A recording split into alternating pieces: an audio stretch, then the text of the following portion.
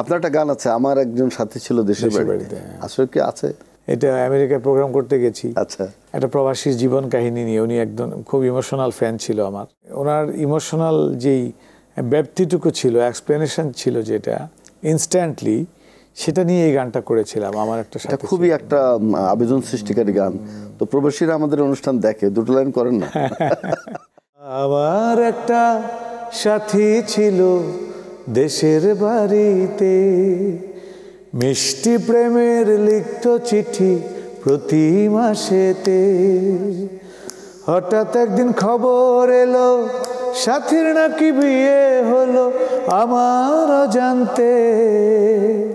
এখন বলো দেশে যাব কার আশাতে, এখন বলো দেশে যাব কার আশাতে।